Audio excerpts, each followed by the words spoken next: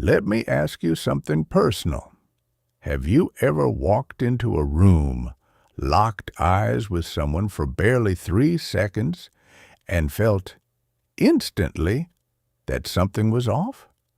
Maybe it was a job interview. Maybe it was a first date. Maybe it was a colleague who smiled at you across the conference table, and yet something in your gut whispered, "Don't trust this one." You couldn't explain it.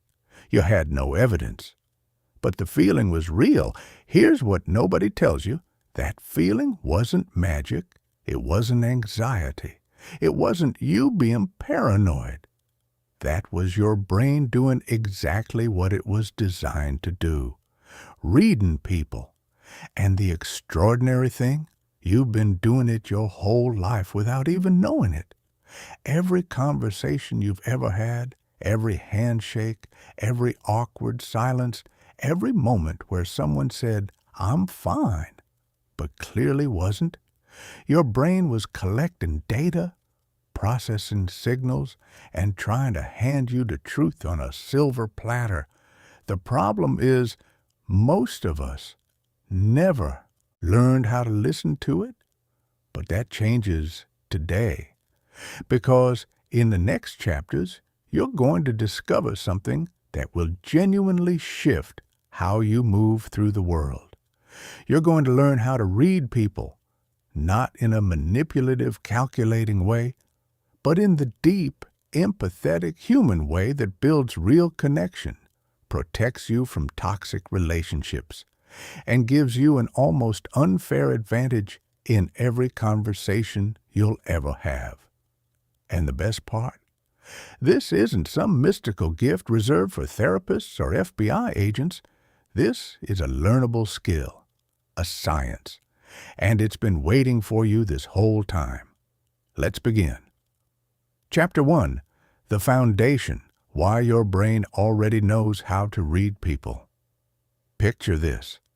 It's about 100,000 years ago. You're part of a small tribe living on the edge of a vast, unpredictable wilderness. There are no cities, no police, no Instagram to check someone's vibe before you meet them. Your entire survival depends on one thing, your ability to read the people around you. Is that person safe or dangerous? Are they telling the truth or hiding something? Are they a friend, an ally, a threat? Get it wrong, and you might not survive the night. Get it right, and your tribe thrives. This is why, after millions of years of evolution, your brain didn't just develop the ability to read people, it became obsessed with it. Right now, as you read these words, your brain is processing thousands of microsignals every single second. Facial muscle movements, vocal pitch changes, breathing rhythms, posture shifts, pupil dilation, all of it, simultaneously, automatically. The fascinating thing is that most of this happens completely below your conscious awareness. It's happening in the background, like an app running silently on your phone. And sometimes, when the signals are strong enough, that app sends you a notification, a gut feeling, an inexplicable hunch, an instinctive sense that something isn't quite right. Learning to read people consciously is really just learning to check your notifications. It's bringing that unconscious processing into the light, giving it a name, and trusting it enough to act on it. The 5 principles that govern everything now. Before we get into the specific techniques, and there are many, you need to understand 5 foundational principles. Think of these as the grammar rules of a new language. Once you understand the rules, everything else clicks into place. Principle 1, humans are wired for connection. We are not solitary creatures. We never were. Our brains evolved specifically to navigate complex social environments, to detect who likes us, who fears us, who's being honest, and who's putting on a show. This is why reading people doesn't feel foreign when you start practicing it. It feels like coming home, like remembering something you always knew. Principle 2. Emotions always leave footprints. Here's something powerful. You cannot feel an emotion without your body responding to it. When someone feels genuine excitement, their heart rate increases, their pupils dilate, their voice brightens, their posture opens up. When someone feels fear, their breathing shallows, their muscles tighten, their eyes widen. When someone is concealing anger, their jaw clenches, their lips press thin, their gestures become controlled and rigid. Emotions are not invisible. They leave footprints everywhere, on faces, in voices, in bodies. And once you know what footprints to look for, you'll never feel blind in a conversation again. Principle 3. Everyone has a baseline. Imagine you have a friend named Marcus. Marcus is naturally expressive. He talks with his hands, laughs loudly, makes big eye contact, leans into conversations. That's his baseline. That's just Marcus being Marcus. Now imagine one day you're having lunch with Marcus and suddenly he goes quiet. His hands go still. His eye contact shortens. His laugh feels a little mechanical. Something has changed. And because you know his baseline, that change means something. This is one of the most powerful tools in your arsenal. Not judging people against some universal standard, but understanding their normal and noticing when they deviate from it. Principle 4. Context is everything. A woman sitting in a coffee shop with her arms crossed might be closed off and defensive, or she might just be cold because the air conditioning is cranked up too high. A man who speaks in short, clipped sentences during a meeting might be stressed and hiding something. Or he might simply be an efficient communicator who values brevity. Context doesn't just matter. It's the entire frame through which behavior gets its meaning. A skilled behavior reader never looks at a signal in isolation. They always ask, what else is happening here? What's the environment? What's the relationship dynamic? What just occurred before this moment? Principle 5. Look for clusters, not single signals. 1. Raindrop doesn't make a storm. One cloud doesn't mean rain. But when you see dark clouds rolling in from the west, the wind picking up, the temperature dropping, and birds flying south, you know a storm is coming. Behavioral signals work the same way. A single gesture, a single micro-expression, a single vocal shift. These mean very little on their own. But when you see 3, 4, 5 signals all pointing in the same direction at the same time, that's your storm warning. That's truth breaking through the surface. Keep these 5 principles close. They are the compass you'll use to navigate everything that follows. Chapter 2. Micro-expressions. The face never lies. Let's talk about your face for a moment. Right now, without even trying, your face is doing something. Maybe there's a slight tension around your eyes because you're concentrating. Maybe the corners of your mouth have relaxed because you're starting to feel comfortable with this content. Maybe there's a tiny furrow between your brows because something you just read made you think. You're probably not aware of any of it, but someone who knows what to look for would see every single one of those signals. The human face is capable of producing over 10,000 different expressions. 10,000. And buried within that ocean of expression are 7 universal emotions. Emotional responses so deeply hardwired into our biology that they appear on faces across every culture, every country, every continent on Earth. You don't need to grow up in Paris or Tokyo or Lagos to understand these expressions. They are the original human language, older than words, older than music, older than fire. Here they are. And more importantly, here's what to do when you see them. Anger. Anger is one of the clearest emotions to read, even in its mildest form. Watch for the eyebrows pulling downward and together, creating deep vertical lines between them. The classic furrowed brow. The eyelids tense and lower slightly. The lips pressed together, sometimes becoming thinner. In stronger anger, the jaw tightens and the nostrils may flare. Here's what makes anger particularly useful to recognize. People often try to suppress it while remaining visibly angry. They might smile while their brow is still furrowed.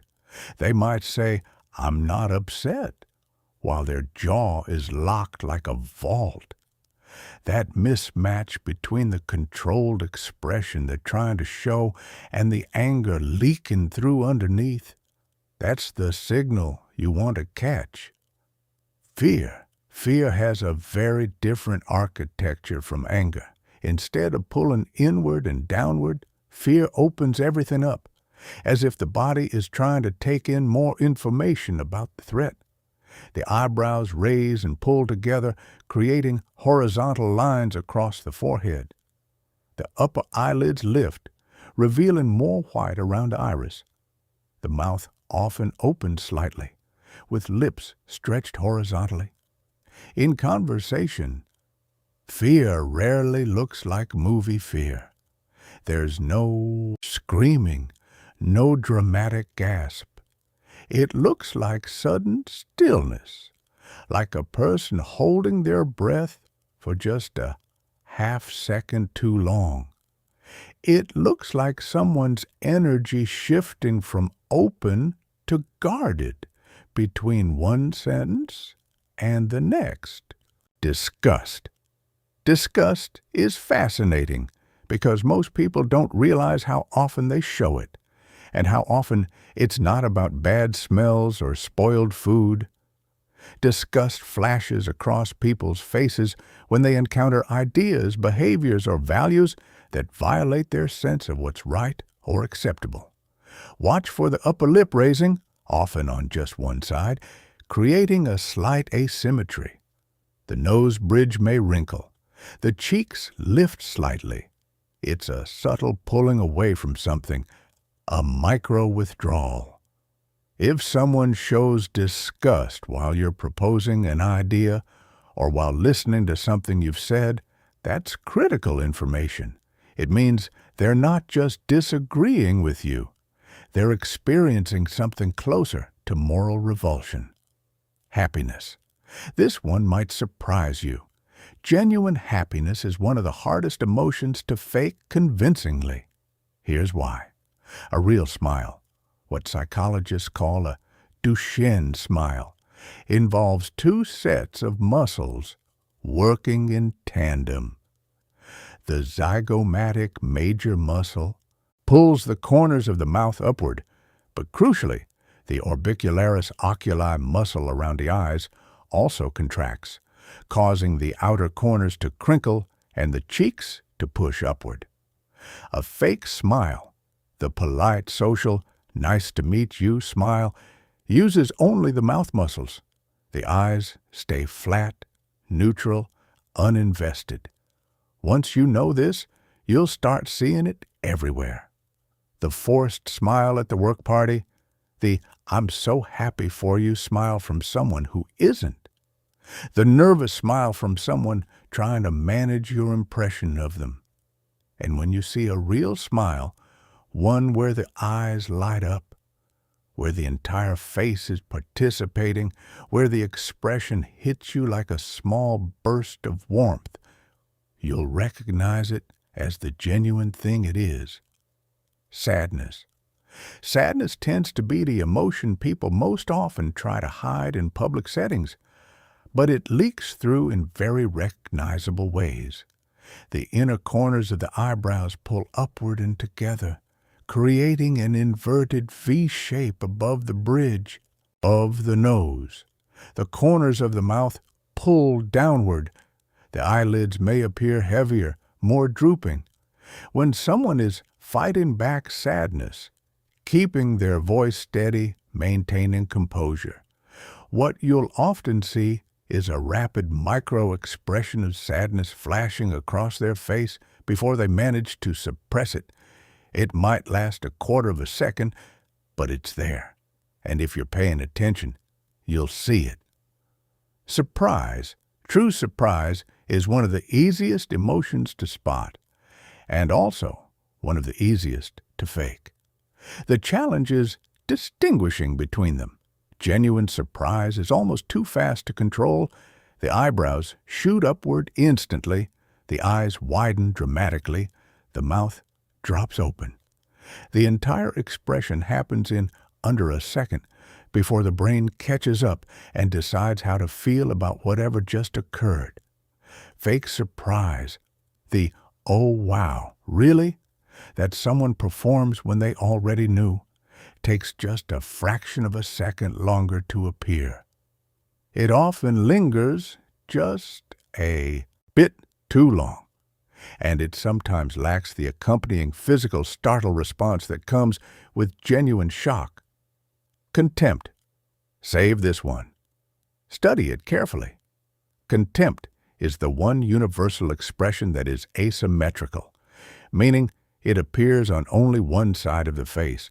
One corner of the mouth pulls up and back slightly, creating a faint sneer or smirk. It's subtle, it's easy to miss, but it is absolutely devastating to overlook. Contempt signals superiority. It signals disrespect. It signals that, on some level, the person looking at you feels that you are beneath them. In relationships, contempt is one of the clearest early warning signs of deep incompatibility or brewing resentment. In professional settings, it tells you something critical about power dynamics and hidden attitudes. When you see contempt directed at you, even once, even briefly, take it seriously. Chapter 3. Body Language Clusters. What the body reveals. When the face is guarded, the face is eloquent. But the body? The body is a poet. Think about the last time you were genuinely nervous, maybe before a big presentation or waiting for important news. You probably didn't decide to fidget with your hands or shift your weight from foot to foot. It just happened. Your body expressed what your mind was experiencing without asking your permission. This is why body language is so reliable. The face is closer to conscious control. We spend our whole lives learning to manage our facial expressions. But the body? The body has a much harder time keeping secrets. Let's explore the most important clusters. Confidence versus insecurity. Confidence has a very specific physical signature. Confident people expand into their space, shoulders back and relaxed, head level, feet planted about shoulder width apart, weight evenly distributed. Their gestures move outward from the body rather than staying close to the chest. They don't fidget because their nervous system isn't in alert mode. Insecurity does. The opposite. The body contracts, makes itself smaller, shoulders round forward, arms cross over the torso. That classic self-protective gesture. Hands retreat into pockets or grip objects. Weight shifts restlessly from one foot to the other. Eye contact becomes erratic, either too brief or, in the case of social anxiety, held uncomfortably long. Here's the beautiful thing about understanding these clusters. They work both ways. By reading these signals in others, you understand what they're experiencing internally. And by consciously adopting open, grounded body language yourself, you actually feel more confident. The body and the mind are in constant conversation. Openness versus defensiveness. When someone is genuinely open, engaged, comfortable, interested, their body tells you. Arms hang loosely at the sides or gesture naturally. Palms are visible during conversation, which is a subconscious signal of openness and honesty. Think about how babies instinctively show their palms when they want to be picked up. They lean slightly forward. Their feet point toward you. When someone becomes defensive, whether because they feel threatened, judged, or simply uncomfortable, the body starts building walls. Arms cross. The torso turns slightly away, even when the head keeps facing you. Objects get placed between you. A coffee mug, a bag, a laptop. The throat gets touched. The back of the neck gets rubbed. Watch especially for sudden shifts from open to defensive during a conversation. Someone who was relaxed and open a moment ago, but suddenly crosses their arms and leans back. Something you just said or did triggered that change. That's a breadcrumb worth following. Attraction and interest attraction is one of the most unconscious behavioral clusters there is. People don't decide to show attraction signals. They just happen, often completely outside their awareness. When someone is attracted to or deeply interested in another person, their entire body orients toward that person, sometimes even when they're technically talking to someone else. Their feet point in that direction. They find reasons to reduce the distance between themselves and the person.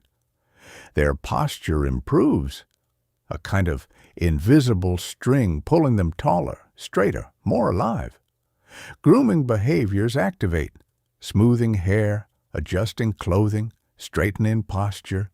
Eye contact intensifies and becomes warmer. Smiles appear more frequently, and these are the real ones, the Duchenne smiles we talked about, where the eyes participate.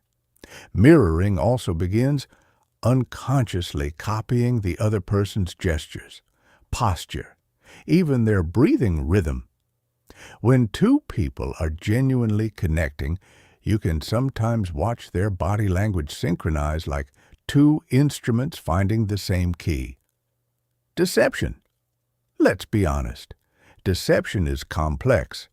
There's no single lying signal that works universally. Anyone who tells you otherwise is oversimplifying. What deception creates is cognitive load, extra mental effort that the brain has to manage while simultaneously trying to appear normal. And that extra effort has to go somewhere.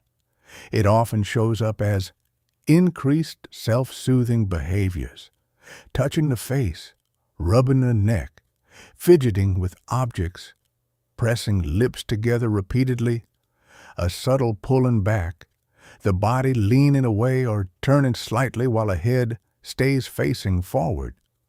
Paradoxically, reduced natural gesturing, because the person is trying so hard to control their body that their movements become stiff, scripted, unnatural. The most important thing to remember about deception signals is this. You're not looking for evidence that someone is lying. You're looking for evidence that something has changed in their comfort level. Deviations from baseline, and then you ask yourself, why? Chapter 4. Vocal Patterns. The voice tells the truth. Your words try to hide. Close your eyes for a moment and think about someone you love deeply. a parent, a close friend, a partner. Now imagine they call you on the phone and say, "Hey, everything's fine, don't worry about me." But something in their voice makes your stomach drop. You can't see their face. You can't read their body language. But you know, something is wrong. You feel it in the way their voice sounds. Slightly flatter than usual, a little too careful, like they're walking on ice and trying not to slip. That moment, that gut-level recognition, is your brain reading vocal patterns. And it's one of the most powerful, underrated skills in the entire toolkit of human behavior reading. Here's the thing most people don't realize. Your words are the most controllable part of your communication. You can choose every single word.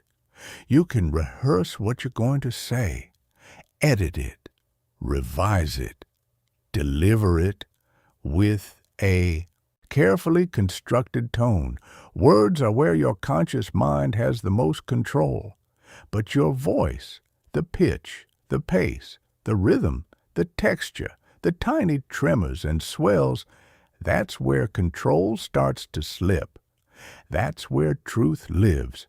Let's explore what your voice is actually saying, even when your words are saying something different. The emotional signatures of the voice.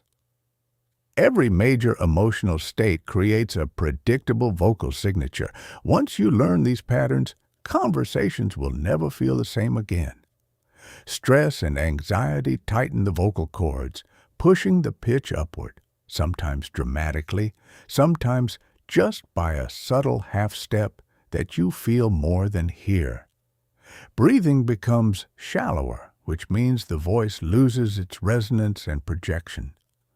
Speech often speeds up as stress hormones flood the system, creating a kind of verbal rushing, like someone trying to cross a bridge before it collapses.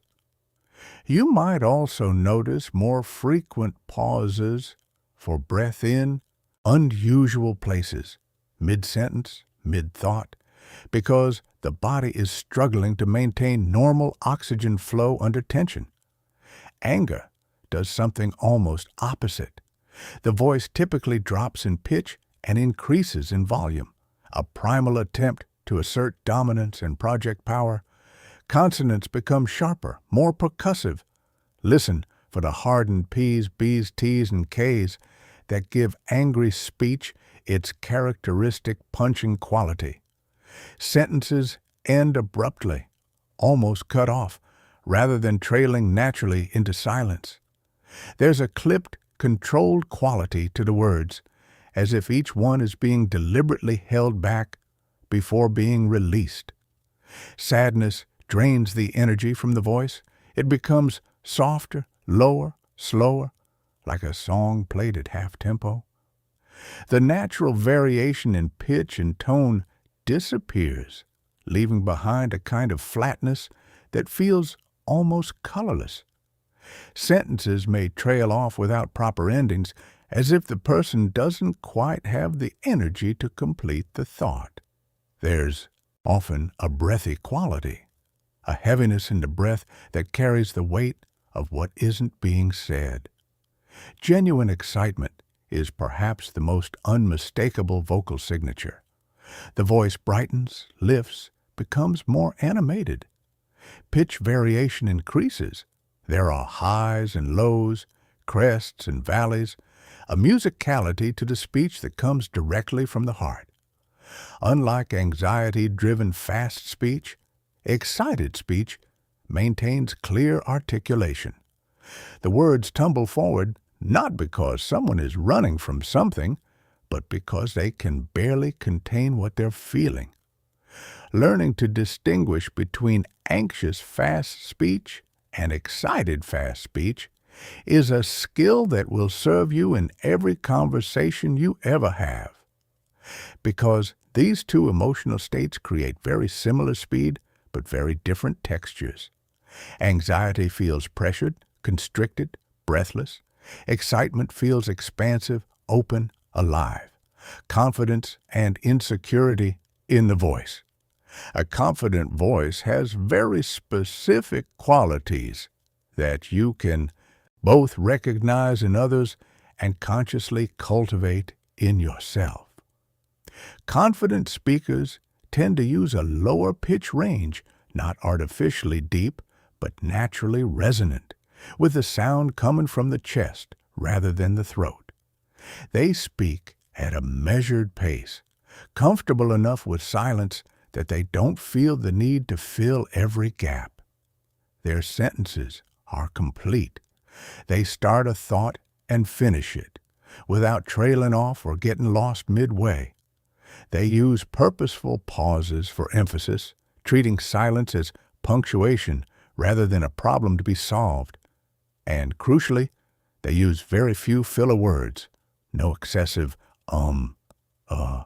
like, sort of, kind of. These verbal crutches appear when someone's brain is running faster than their mouth, when they're uncertain about what they're saying, or when they're afraid of silence and reaching for something, anything, to fill it. Insecure speech is the mirror image. The voice may rise in pitch under pressure sometime, cracking slightly. Speech accelerates as if the person is racing to get their words out before they lose their nerve or their turn. Hedging language multiplies. I think maybe it's kind of like, I'm not sure, but you might disagree, but all these qualifiers that preemptively apologize for what's about to be said, and there's the infamous upward inflection, making statements sound like questions, as if seeking permission or approval with every sentence. I finished the report. I thought we could try this approach.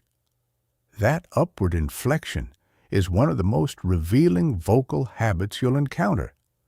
And when you notice it in someone who's trying to project confidence, in a job interview, a presentation, a negotiation, you know exactly what's really happening underneath the surface.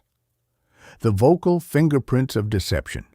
Now, let's talk about something that requires both nuance and honesty. Detecting deception through the voice. First, the honest caveat. There is no single vocal signal that definitively means someone is lying. Deception detection is about patterns and deviations, not individual signals. With that said, here's what the research consistently shows. Deception creates cognitive load. The brain is simultaneously managing the lie, monitoring your reaction, suppressing the truth, and maintaining a normal social performance. That's a lot of simultaneous processing. And all of that effort tends to leak into the voice in predictable ways. Many people slow down when lying, not dramatically, but just enough to notice if you're paying attention, because they need more processing time to construct their story carefully. Others accelerate, wanting to get through the uncomfortable deception as quickly as possible. The key is neither the slowness nor the speed in isolation. The key is the change from their baseline. Watch for changes in how someone refers to things. Deceptive speakers often introduce subtle distance into their language, saying that car instead of my car, that woman instead of using someone's name, the incident instead of describing it directly. This linguistic distancing is a subconscious attempt to create psychological separation from the thing being lied about. Listen also for unusual vocal hesitations, pauses that appear not at the natural end of thoughts, but in the middle of sentences, right before key pieces of information, as if the brain hit a speed bump on the way to delivering the crucial part of the story. And pay attention to emotional coloring, or the lack of it. When someone is telling a genuine story, especially one that was emotionally significant to them, their voice reflects the emotional journey of that story. It speeds up during exciting parts, softens during sad moments, brightens during happy ones. A rehearsed or fabricated story often has a strangely flat emotional quality, like reading from a script rather than reliving an experience.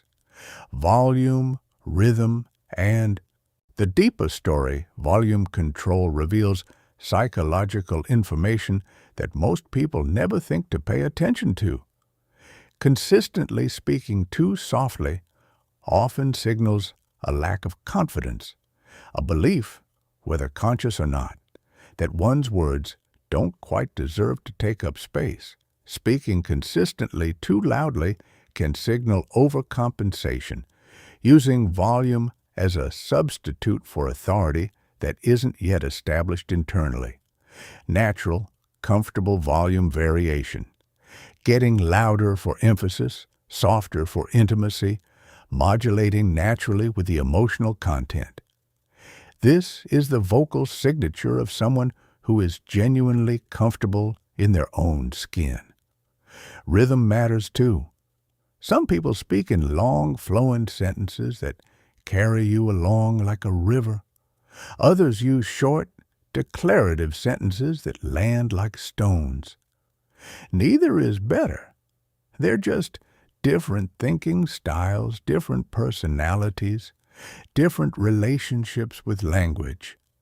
But when someone's usual rhythm suddenly shifts, when the flowing speaker becomes staccato, or the precise speaker starts rambling, that shift is meaningful. Laughter deserves its own mention here. Genuine laughter is one of the hardest things to fake convincingly. Real laughter tends to be explosive at the start, an involuntary burst, and then tapers off naturally. Fake laughter is more controlled, more managed, often maintaining a consistent volume throughout and ending a beat too cleanly. Nervous laughter tends to be higher pitched and appears in places where laughter doesn't quite fit. Interrupting sentences following statements that aren't funny, filling silences where the person doesn't know what else to do. Learn to hear the difference, and you'll know when someone is genuinely delighted by you, and when they're just being polite. Chapter 5. Baseline Behavior. The Art of Knowing Someone's Normal. Here's a thought experiment. Imagine you're sitting across from a complete stranger at a coffee shop, and they're tapping their foot rapidly under the table, speaking quickly and glancing around the room every few seconds. What do you conclude? Nervous? Anxious?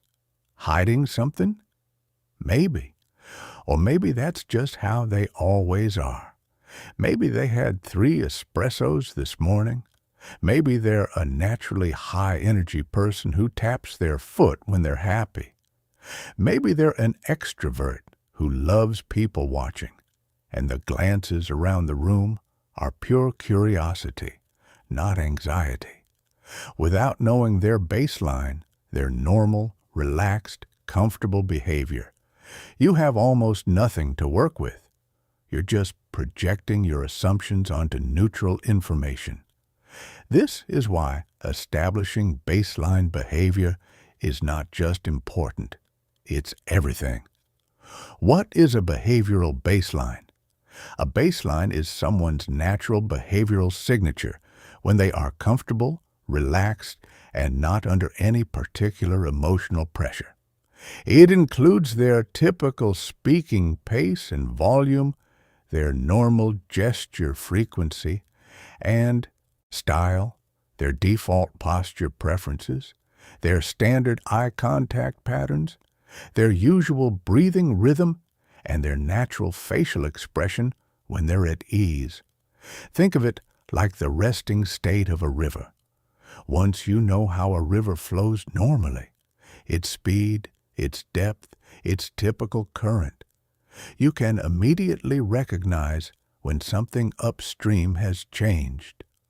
A sudden surge in current, a new turbulence, an unusual stillness. These deviations tell you something has shifted. People work the same way. Once you know someone's river, you can read its currents. How to establish someone's baseline. The good news is you don't need a lab or a clinical setting to do this. You just need time, attention, and the right kind of conversation. Start with low stakes, comfortable topics. Ask someone about their weekend, their work, their favorite coffee order, what they've been watching lately. These are neutral territories. There's no emotional threat, no pressure, no reason for their nervous system to activate. While they're talking about comfortable things, observe. Notice how fast they naturally speak. Notice how much they gesture. Notice where their eyes tend to go when they're thinking. Notice whether they tend to sit still or shift frequently. Give this at least 10 to 15 minutes. First impressions can be misleading. Some people need a few minutes to warm up before settling into their natural pattern. What you're looking for is consistency. The behaviors that keep appearing across different neutral topics. Those are the baseline. Imagine you meet someone named Priya at a networking event.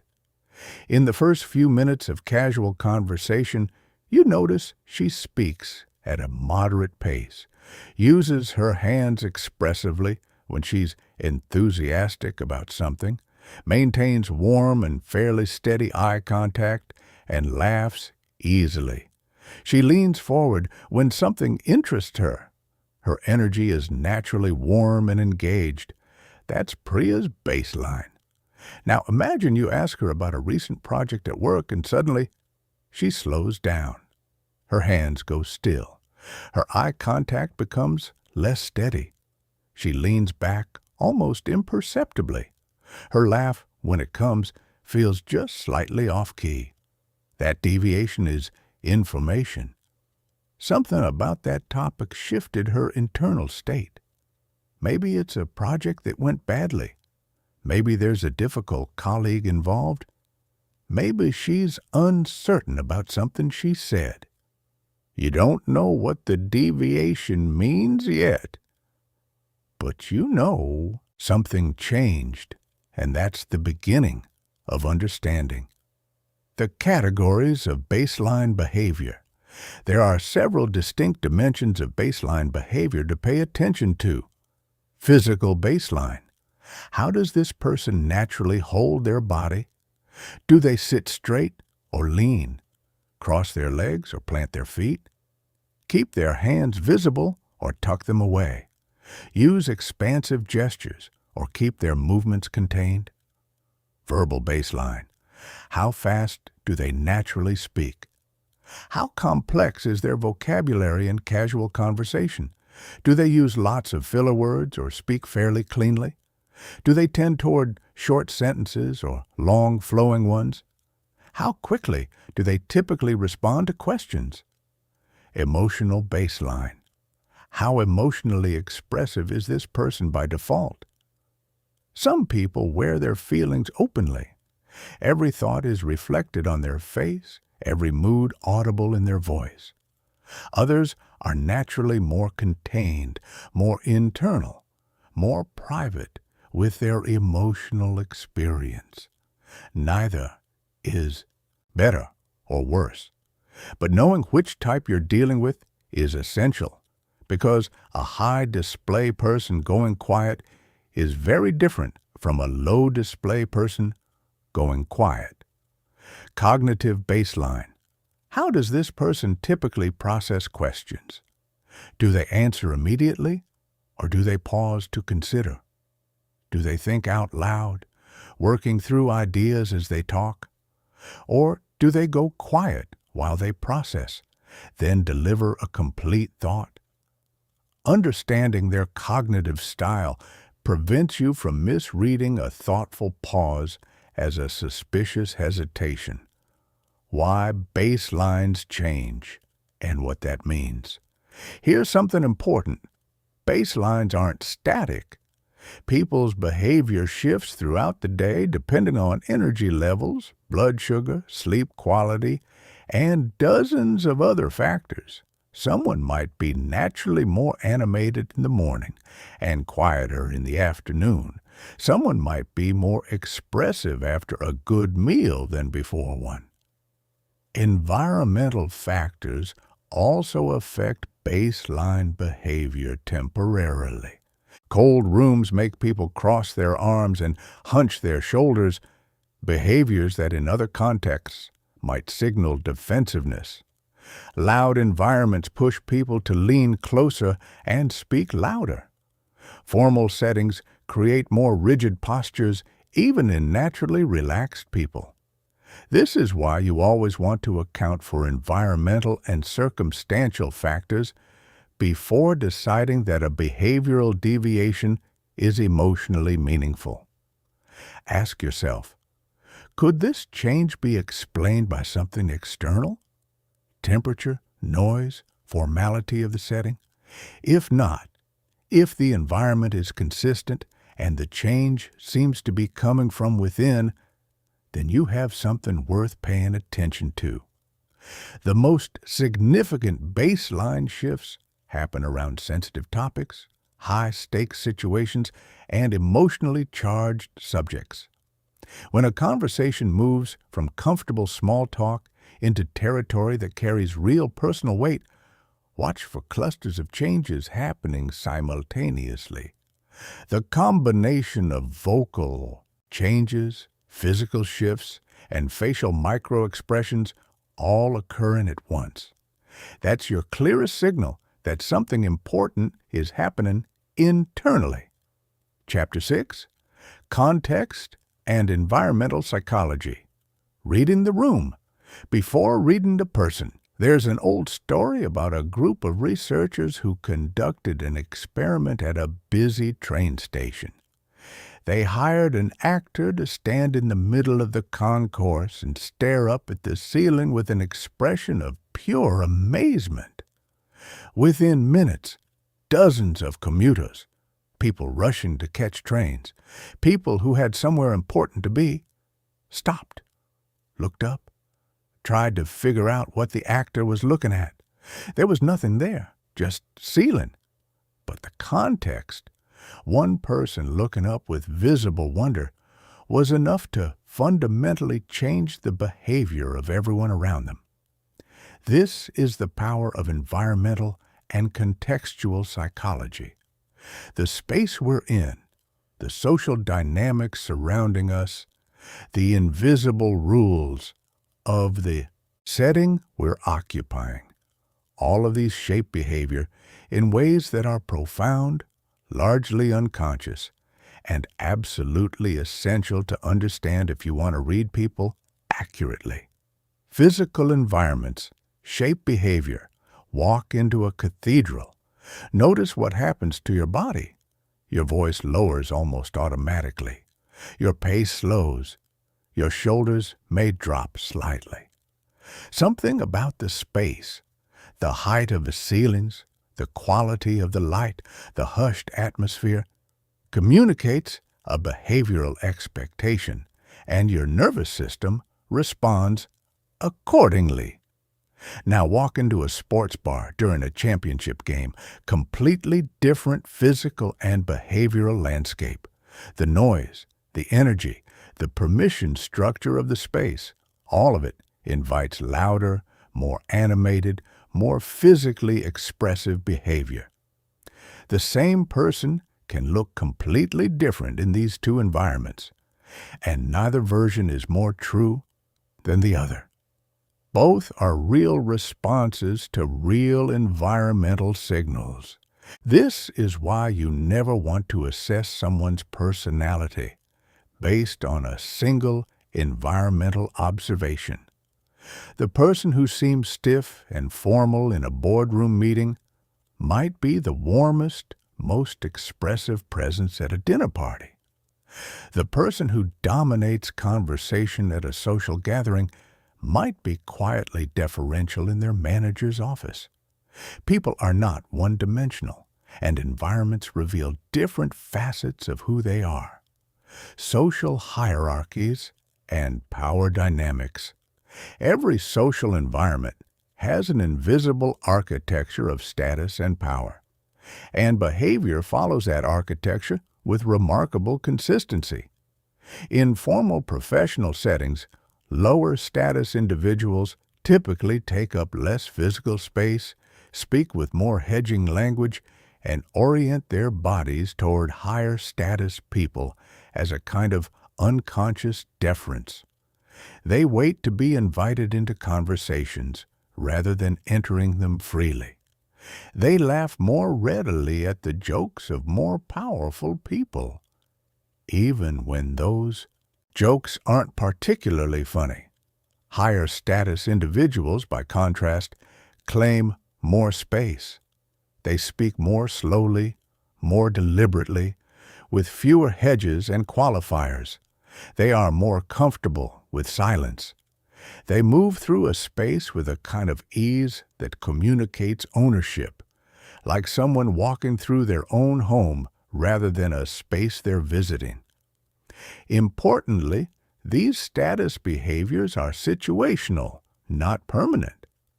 The same person who displays all the markers of high status in their area of expertise might revert to low-status behavioral patterns when placed in an unfamiliar environment where they feel uncertain or outranked.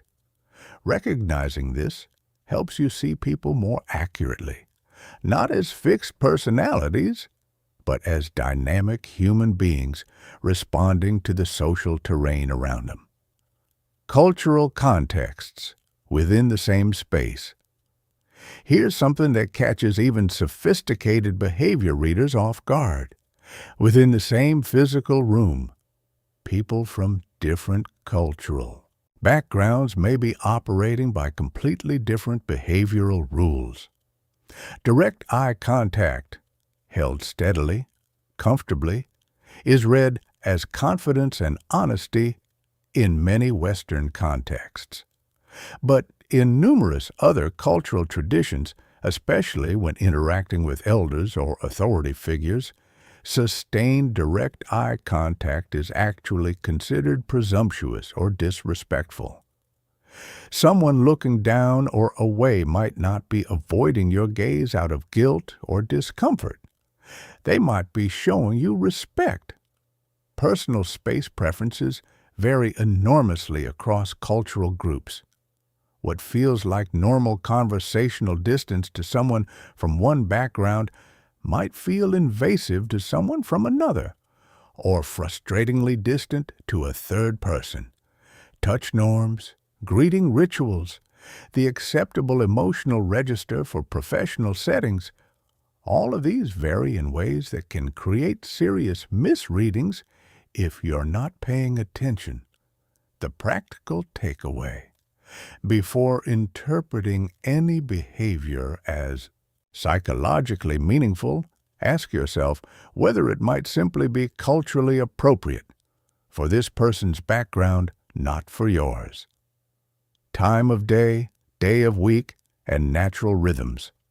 People are not the same person at 8 a.m. on a Monday as they are at 6 p.m. on a Friday. This sounds obvious, but it's astonishing how often it gets overlooked in behavioral analysis. Circadian rhythms, the body's internal clock, create predictable patterns of alertness, emotional regulation, and cognitive performance throughout the day. Morning people tend to be sharper, more patient, and more emotionally regulated in the early hours. Evening people hit their stride later, often feeling foggy and irritable in the mornings, but fully alive once the afternoon arrives.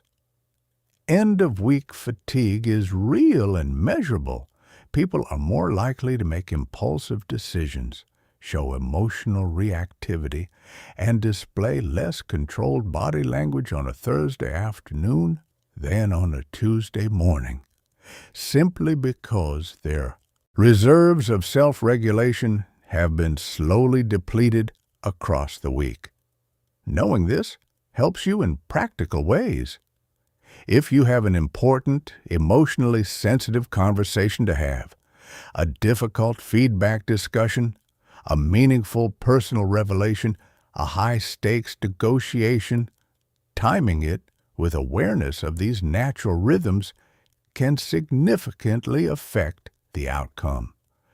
And when you're reading someone's behavior, always factor in where they are in their day and week before drawing conclusions about their emotional state.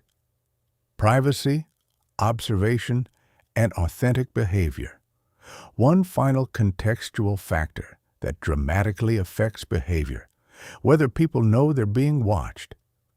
Humans are extraordinarily sensitive to the presence of observers.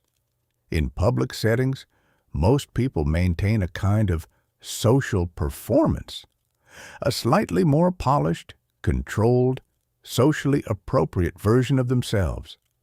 In genuinely private settings, behavior tends to become more authentic, more relaxed, sometimes more vulnerable. This isn't manipulation or phoniness. It's just human nature. We are social creatures, and we naturally modulate our presentation based on our audience.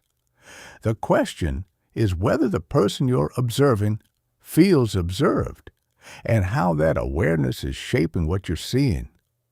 Sometimes the most revealing behavioral moments happen in the transitions, when someone thinks the observation period has ended and lets their guard down, or when they haven't yet realized that an important interaction has begun. Pay attention to behavior at the edges of interactions, the moment someone walks in before they've settled into their social presentation, or the moment they think you've stopped paying attention. These liminal moments often carry more truth than anything that happens in the carefully managed middle. Chapter 7. Digital Age Behavior. Reading what your texts, emails, and emojis are really saying. Here's a question worth sitting with for a moment. When was the last time you had a conversation that didn't involve a screen? Think about it.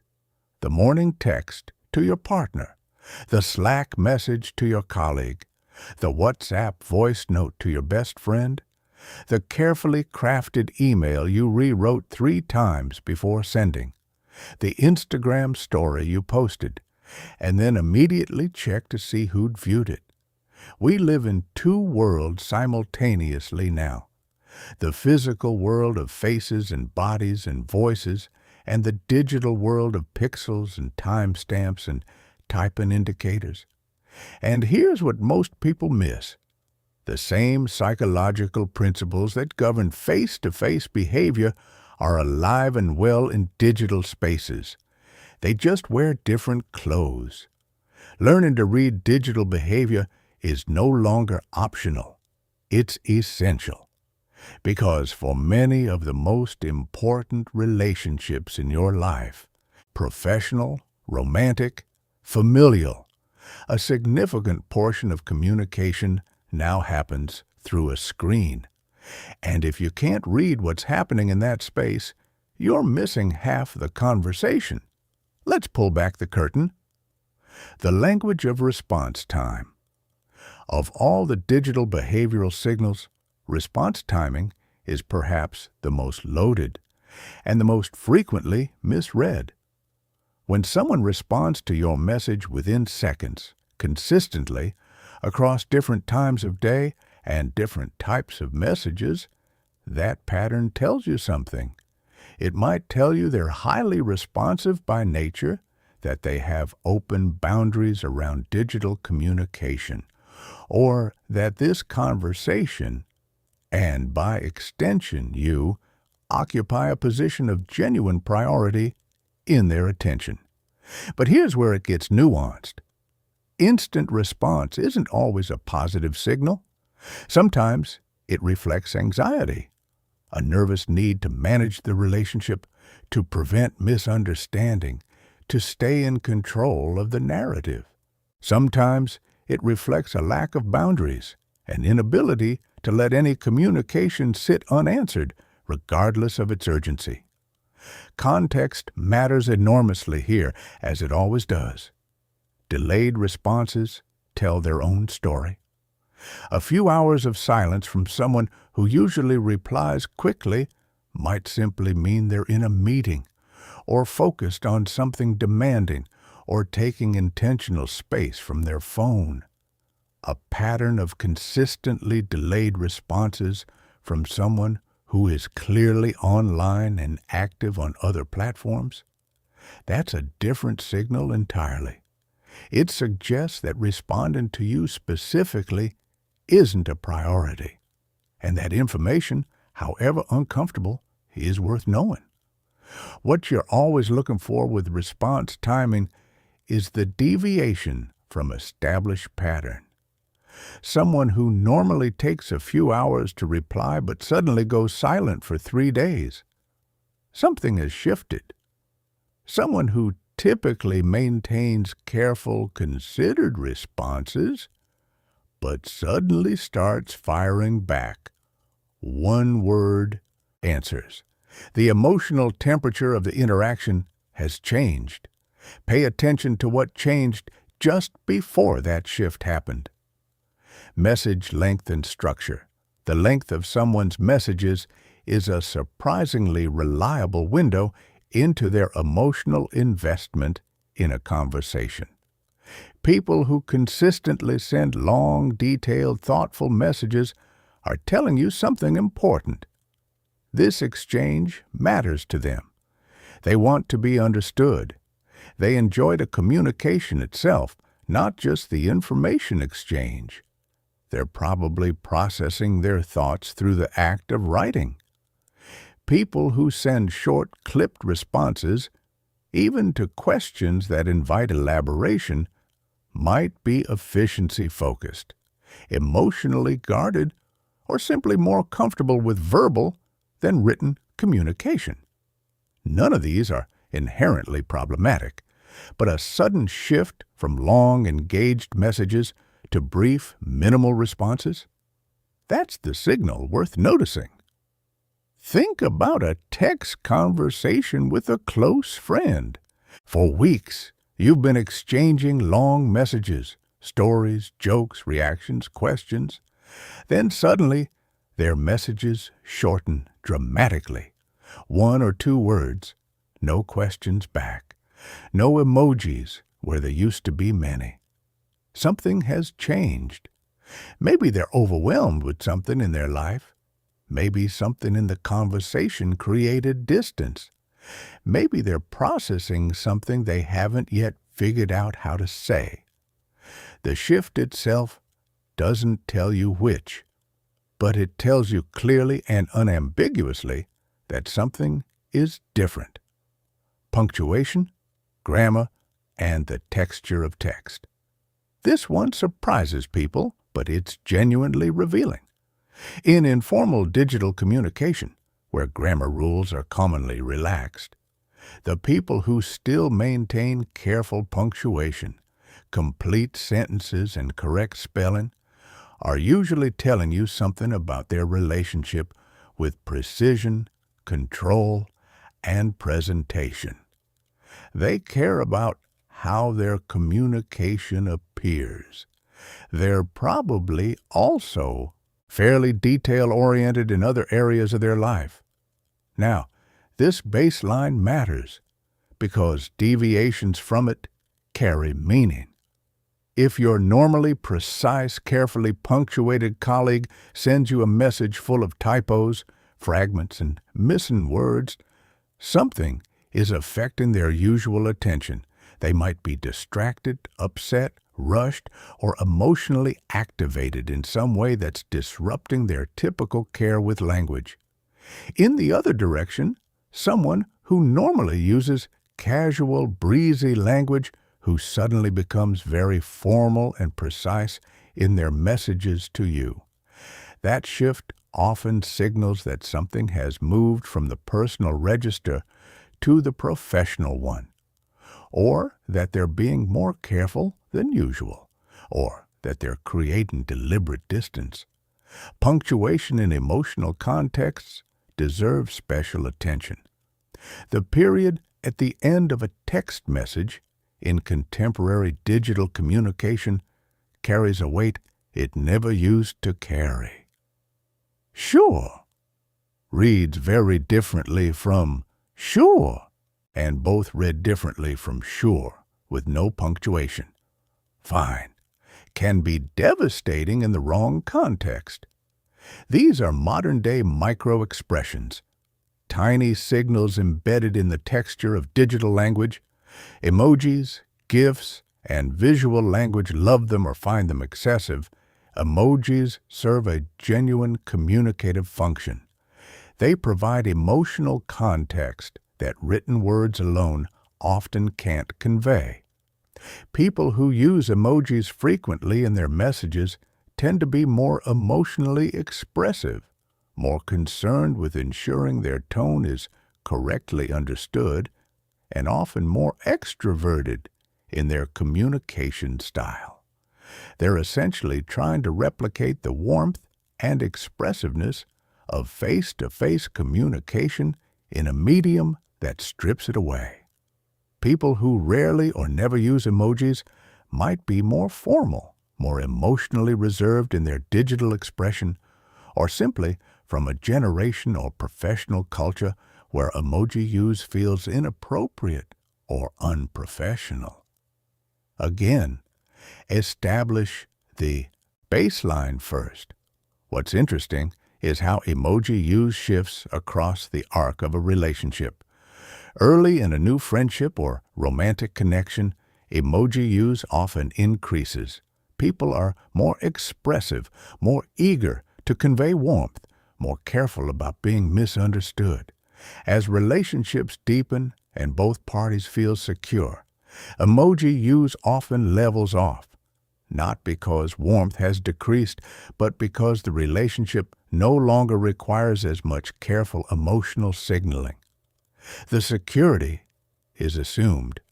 A sudden increase in emoji use from someone who isn't normally expressive digitally might signal excitement, nervousness, or a conscious effort to seem warmer than they're currently feeling.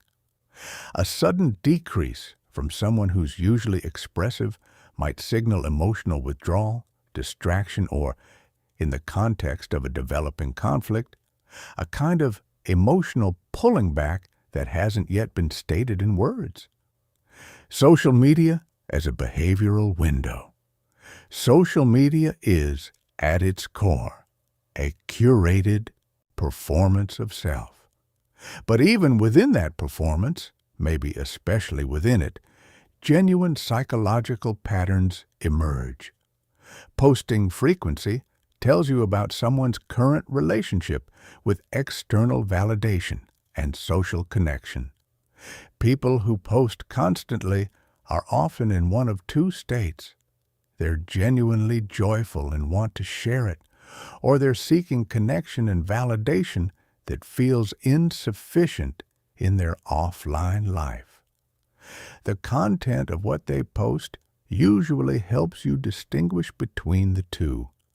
Content themes across someone's social media over time create a psychological portrait that's remarkably revealing. Someone who consistently posts motivational content might be someone who genuinely loves inspiring others, or someone who is working hard to convince themselves of the messages they keep sharing. Someone who posts primarily about achievements and milestones might be naturally proud and celebratory, or might have a deep need to feel seen and validated. Someone who shares almost exclusively other people's content rather than their own might be naturally more reserved, or might not yet feel that their own perspective deserves to take up space. Sudden changes in social media behavior are often the most telling signals of all. When someone who regularly posts goes suddenly quiet for weeks, something significant has shifted in their life. When someone who rarely shares personal content suddenly begins posting emotionally raw, vulnerable content, they've crossed some internal threshold. Either things have gotten very difficult, or they've reached a point of needing to be seen and heard in a new way. Video call behavior, a world of its own. The rise of video communication has created a fascinating new behavioral landscape, one that combines elements of face-to-face reading with entirely new dynamics unique to the medium. On video calls, people are simultaneously watching themselves while watching you, a dynamic that has no parallel in face-to-face interaction. This self-monitoring often creates slightly more controlled, slightly more formal behavior than you'd see from the same person in person. People sit up straighter. They make more conscious choices about their expressions. They become more aware of their own face as a visible object.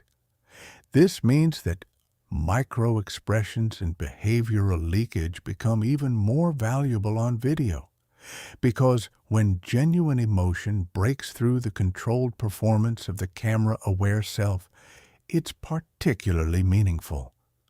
Background choices in video calls reveal personality and values in subtle but real ways.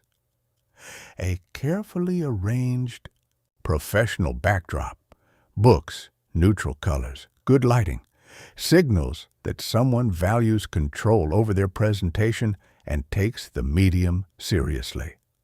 A casual personal background invites a kind of intimacy. This is where I actually live. A virtual background might indicate privacy or poor lighting they'd rather conceal, or a desire to maintain separation between their professional and personal worlds. Eye contact in video calls works differently than in person, because looking directly into the camera, which creates the experience of eye contact for the other person, means looking away from their face on your screen. People who understand this dynamic and make the adjustment, looking into the camera lens, create a sense of genuine connection across the digital divide. Those who spend most of the call looking at the screen tend to feel more distant, less present, even when they're fully engaged with the conversation. Chapter 8. Cultural Intelligence. Reading people across different worlds. Let me tell you about a moment that changed how one person thought about behavior reading forever. She was a young professional, let's call her Amara, sitting across from a job candidate during an interview.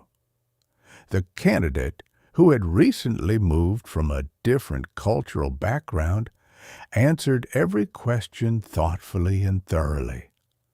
But he rarely made direct eye contact with her. He looked down frequently, especially when speaking about his own accomplishments. Amara's initial read? He seemed uncertain of himself, possibly hiding something, not quite confident enough for the role. She mentioned this observation to a colleague who had grown up in a similar cultural background to the candidate. Her colleague looked at her gently and said, "In his culture, maintaining strong eye contact with someone in a position of authority, especially while talking about yourself, would be considered presumptuous, maybe even arrogant. He's not avoiding your gaze because he's uncertain. He's lowering it because he respects you." Amara almost made a significant hiring error based on a completely accurate observation, interpreted through completely the wrong cultural lens. This story illustrates why cultural intelligence isn't just a nice-to-have supplement to behavior reading. It's a fundamental requirement for reading people accurately in a diverse world. Eye contact across cultures. Eye contact is perhaps the single most culturally variable behavioral signal, and the stakes of misreading it are high, because in Western contexts, averted gaze is so strongly associated with deception, uncertainty, or disrespect that people make snap judgments based on it constantly. In many East Asian, South Asian, and indigenous cultures, direct sustained eye contact with authority figures, elders, or people of higher status is considered inappropriately challenging or disrespectful. Children are often explicitly taught to lower their gaze as a mark of respect. An adult from these backgrounds who avoids direct eye contact in professional interactions isn't hiding something. They're honoring a deeply ingrained cultural courtesy. In many Middle Eastern and Latin American cultures, by contrast, sustained eye contact is expected and valued as a sign of genuine engagement and respect. Someone from these backgrounds who makes strong, steady eye contact isn't being aggressive or overly intimate. They're connecting with you in exactly the way their culture taught them is appropriate. The practical guideline: never assess eye contact behavior without first considering the cultural context of the person you're observing. If you're uncertain about someone's cultural background, give ambiguous eye contact signals the benefit of the doubt rather than default into negative interpretation. Personal space and touch. The invisible bubble of personal space that people carry around themselves, what psychologists call proxemics, varies enormously across cultural backgrounds. Northern European and North American cultures typically prefer larger personal bubbles, especially between people who aren't intimately acquainted. A conversational distance of roughly an arm's length feels comfortable and appropriate. Closer than that begins to feel invasive. Mediterranean, Latin American, Middle Eastern, and many South and Southeast Asian cultures typically maintain much closer conversational distances. Standing close isn't aggression or inappropriate intimacy. It's engagement. It's warmth. Someone from these backgrounds who moves closer to you during conversation is often simply trying to connect more fully. Stepping back from them, which feels natural to someone from a larger bubble culture, might actually read as coldness or rejection. Touch norms are equally variable and equally consequential. In some cultures, casual touch during conversation, a hand on the arm, a pat on the back, linked arms while walking is completely normal between friends and even acquaintances. In others, touch outside of formal greetings is reserved for intimate relationships and family. Misreading someone's touch, or lack of it, through your own cultural lens can lead to seriously distorted interpretations of their feelings and intentions. Emotional expression and the social performance of feelings. Here's something that challenges a common assumption. The 7 universal emotional expressions we discussed earlier are indeed universal, meaning the underlying biology of emotion doesn't change across cultures. Fear is fear. Anger is anger. Joy is joy in every human nervous system on Earth. But the display rules, the cultural norms governing how much emotion is appropriate to show, in which contexts and toward which people, These vary enormously. Some cultures actively encourage open emotional expression. Crying at a wedding is beautiful. Showing enthusiasm in a business meeting is a sign of engagement. Expressing frustration openly is considered more honest than concealing it behind composure. Other cultures prize emotional restraint and internal regulation. Displaying strong emotion in professional or public settings is considered unprofessional, immature, or self-indulgent. Composure under pressure is a virtue. The person who maintains a calm, measured demeanor during difficulty is admired, not seen as cold. This means that someone displaying minimal emotional expression is not necessarily feeling minimal emotion. They may be feeling deeply and simply coming from a tradition that values containing that depth rather than displaying it. Conversely, someone whose emotional expression seems dramatic or excessive to you might simply come from a culture with different and perfectly valid norms around emotional display. Directness, hierarchy, and face-saving communication directness varies along a spectrum that psychologists often describe as high context versus low context communication cultures. Low context cultures, including most Northern European, North American, and Australian cultures, tend to value direct, explicit communication. Say what you mean what you say. Ambiguity is a problem to be resolved, not a space to be navigated. If someone says, "That sounds interesting," they probably mean it's interesting. High context cultures, including many East Asian, South and Southeast Asian, Middle Eastern, and Latin American cultures, communicate meaning through layers of implication, relationship context, tone, timing, and what is not said as much as what is.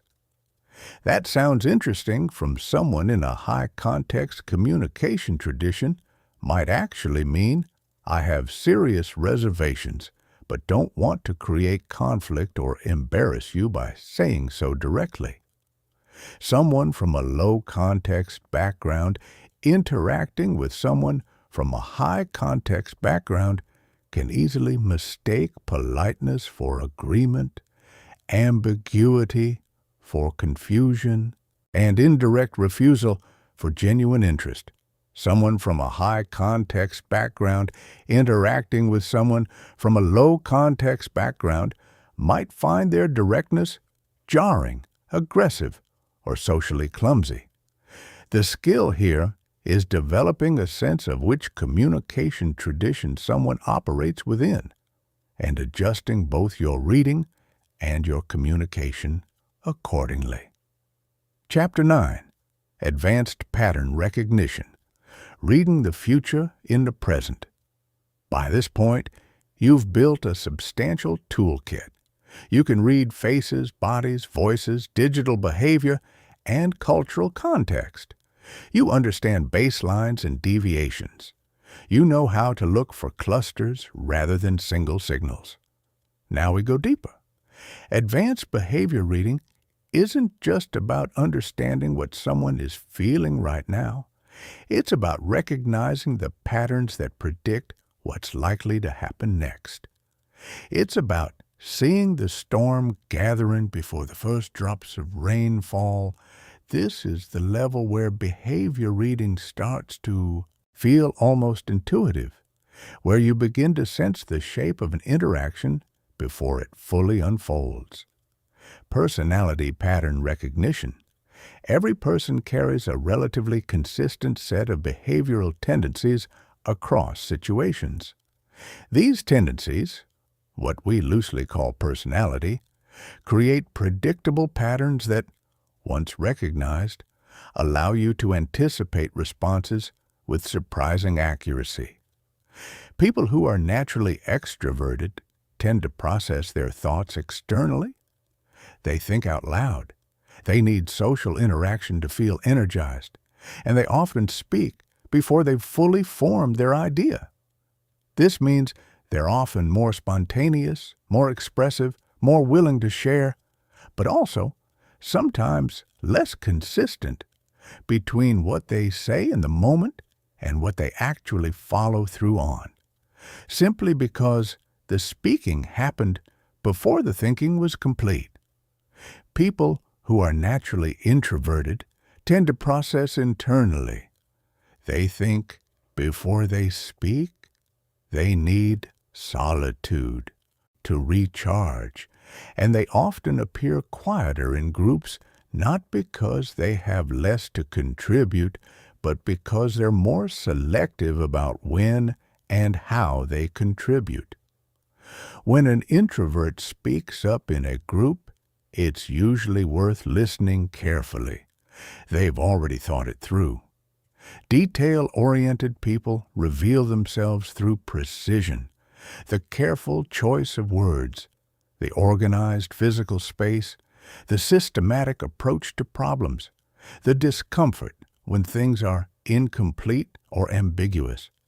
Big-picture thinkers show the opposite: tolerance for ambiguity, impatience with what they perceive as excessive detail, focus on themes and overarching meaning rather than specific facts. Competitive personalities display characteristic patterns.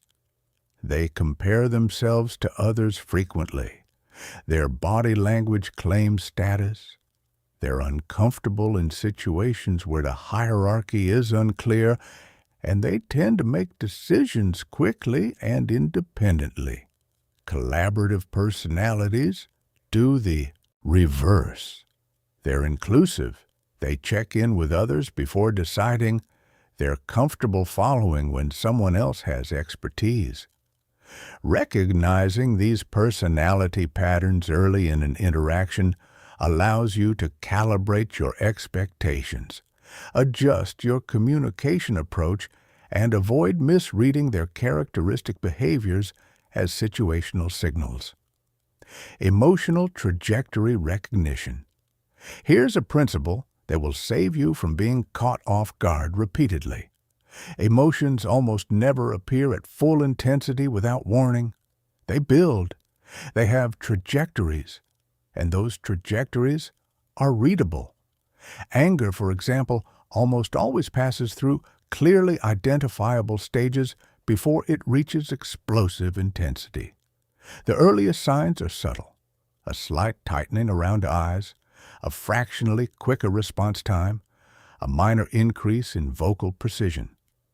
Then comes visible tension: the jaw, the shoulders, the hands. Then clear frustration: shorter sentences, less eye contact, reduced tolerance for ambiguity. Then anger. Then, if nothing intervenes, possible eruption. Each stage along that trajectory is a window for intervention. The earlier you recognize the pattern, the more options you have. A light touch of acknowledgement at stage 2, "I can see this is frustrating," might prevent the entire escalation to stage 5. But if you only notice the anger when it's already fully arrived, your options for graceful navigation are significantly narrower. The same trajectory principle applies to stress, attraction, withdrawal, and virtually every other emotional state. They build. They have early, middle, and late signals. Learning to read the early signals is one of the most practically valuable skills in this entire guide. Deception pattern sequences. Rather than looking for isolated deception signals, which, as we've discussed, are unreliable on their own, skilled behavior readers learn to recognize the sequence of behaviors that often surrounds deception. Pre-deception behaviors often appear before the false statement is made: increased self-soothing, a brief change in breathing pattern, sometimes a slight pause or swallow, a shift in eye direction, These preparatory signals are the brain gathering itself for the cognitive effort ahead. During the deception itself, behavior often becomes paradoxically more controlled and less natural, as if the person is managing their body language rather than just expressing it. Natural gesturing may reduce. Posture may become slightly more rigid. The emotional coloring of the voice may feel slightly disconnected from the content. Post-deception behaviors include relief signals if the person believes they've succeeded, a micro-expression of satisfaction, a slight relaxation in tension, but also, sometimes, overcompensation, becoming more emphatic, more detailed, more emotionally expressive than the moment requires, as if trying to retroactively make the story more convincing. Again, none of these signals are proof of deception in isolation. They're signals that something cognitively and emotionally effortful is happening. Your job is to notice them, hold them as questions rather than conclusions, and continue gathering information. Conflict pattern recognition. Conflicts rarely erupt from nowhere. They build through recognizable stages that, once you know what to look for, become readable well before the first harsh word is spoken.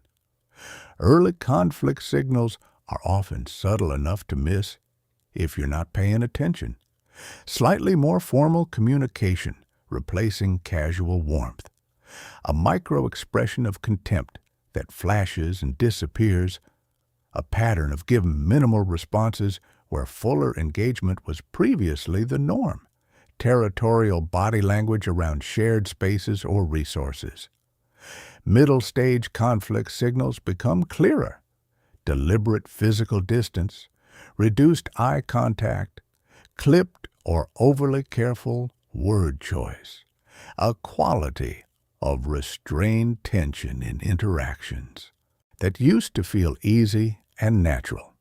Late-stage conflict signals are usually obvious: avoidance, direct confrontation, emotional eruption, or the cold silence of fully withdrawn engagement. The extraordinary opportunity that behavioral pattern recognition provides is this: if you can reliably read early conflict signals, you have the ability to address the underlying issue before it escalates to the point where resolution becomes significantly harder. A conversation that takes 5 minutes at stage 1 might require 5 hours at stage 3, or might not be recoverable at stage 5. Chapter 10. Ethics, the heart of everything. We need to talk about something important, something that doesn't always get the attention it deserves in conversations about reading people. Because here's the truth: everything you're learning in this guide gives you real power. The ability to read someone's emotional state when they're trying to conceal it, to detect deception when someone is working hard to appear honest, to understand someone's vulnerabilities and insecurities. These are not small things. And with real power comes real responsibility. Let's be honest about where the ethical line falls, and why staying on the right side of it matters not just morally, but practically. The fundamental principle. The single most important ethical principle in behavior reading is this: use these skills to connect, not to control. When you notice that someone is stressed or uncomfortable, the ethical response is to adjust your communication to help them feel more at ease, not to press your advantage while their defenses are down. When you detect that someone is uncertain or insecure, the ethical response is to offer support and clarity, not to leverage their uncertainty to push them toward a decision that benefits you. When you sense that someone is attracted to you, The ethical response is to respond authentically and consciously, not to exploit that attraction for your own benefit while withholding genuine reciprocity. The difference between empathy and manipulation is intention. Both use the same information, but empathy uses that information in service of the other person's well-being. Manipulation uses it in service of your own interests at the other person's expense. Only one of those builds the kind of relationships that actually sustain and nourish human life. And deep down, you already know which one it is. Understanding versus exploiting. There's a version of behavior reading that some people are drawn to. The idea of having an edge, of being able to see through people while remaining opaque yourself, of using psychological knowledge as a tool for winning. This approach is seductive. It promises a kind of power that lonely, uncertain people find very appealing. But here's what that approach actually creates: superficial relationships built on performance rather than genuine connection.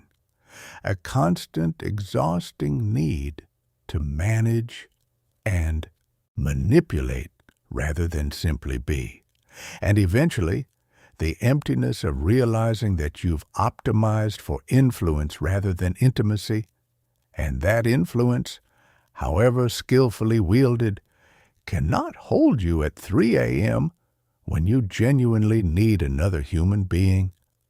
The version of behavior reading that actually improves your life is the one rooted in genuine curiosity and care about other people. Not, how can I use this information? But how can understanding this help me show up better for this person? The right to privacy people have a right to their inner lives. They have a right to not be constantly analyzed, studied, and assessed, even by people who care about them.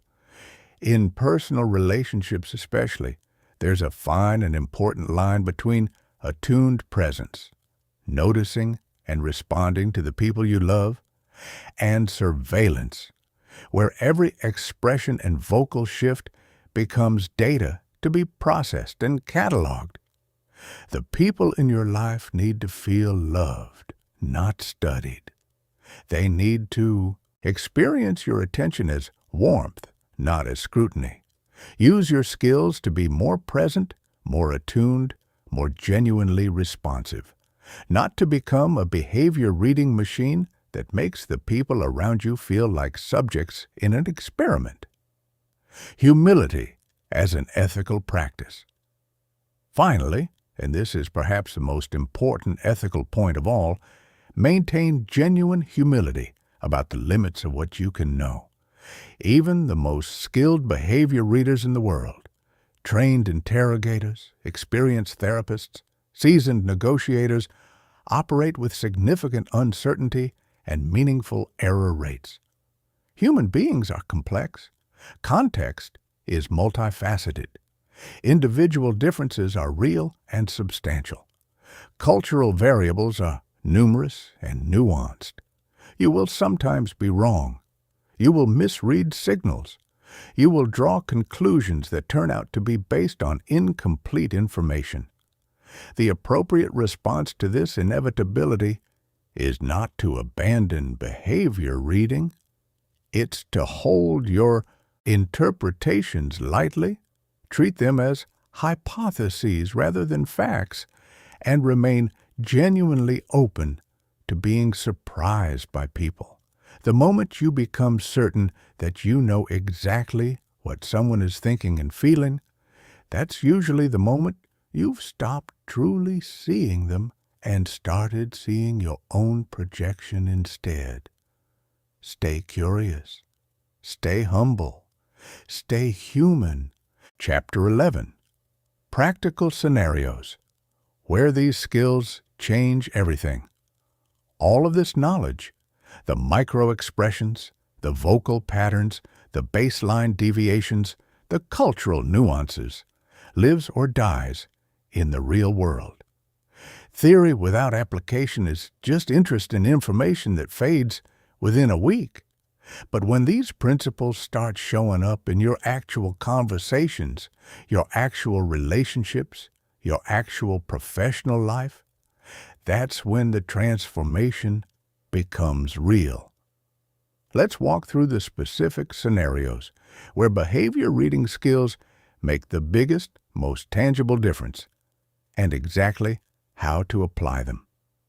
Job interviews, on both sides of the table. Few situations concentrate behavioral information quite like a job interview. The stakes are high, the time is compressed, and almost everyone in the room is performing some version of themselves rather than simply being themselves, which means the gap between presentation and reality is often wide and readable. If you're the interviewer, here's your approach. Spend the first 5 to 10 minutes of the conversation on genuinely comfortable, low-pressure topics. Ask about their commute, their morning, something casual and non-evaluative. You're not wasting time. You're building the baseline you'll need for everything that follows. Notice how they move when they're relaxed, how fast they naturally speak, how much they gesture, where their eyes tend to go when they're thinking, how they hold their body when there's no pressure on them. Then, as the conversation moves into substantive territory, their experience, their challenges, their reasons for leaving their last role, watch for deviations from that baseline. A candidate who was animated and expressive during small talk but becomes suddenly still and careful when discussing a previous employer. Something happened there that they're managing carefully. A candidate whose voice brightens and whose gestures expand when discussing a particular skill set is showing you genuine enthusiasm that no rehearsed answer can fully replicate. Look specifically for the authenticity gap, the distance between what their words claim and what their body, face, and voice are simultaneously broadcasting. Genuine confidence looks relaxed and grounded. Performed confidence often looks rigid, over-precise, slightly too loud. Genuine enthusiasm is consistent across verbal and nonverbal channels. Performed enthusiasm often shows up in the words, but not the eyes. If you're the candidate, behavior reading gives you an equally powerful advantage, just directed differently. Watch your interviewer's engagement signals. Are they leaning forward when you discuss certain topics? That's a green light. They're interested. Go deeper. Are they glancing at their notes, creating subtle distance, giving shorter responses to your answers? That's a signal to shift approach, either to a different topic, a different energy level, or a more direct question about what they're looking for. Notice when they ask follow-up questions versus when they move on quickly. Follow-up questions are almost always a positive signal. They want more. Rapid movement to the next question might mean the previous answer didn't land, or it might simply mean they're managing time. Context helps you distinguish sales, negotiation, and the art of genuine connection. Here's something that the best salespeople and negotiators understand that average ones often miss. Reading people isn't about finding leverage, it's about finding alignment. The most effective approach in any sales or negotiation context is using behavioral reading to understand what someone actually needs, not just what they say they need and not what you need them to need. Real needs and stated needs are often different, and the gap between them is where the most important conversations live. Watch for genuine interest indicators during a sales conversation or pitch.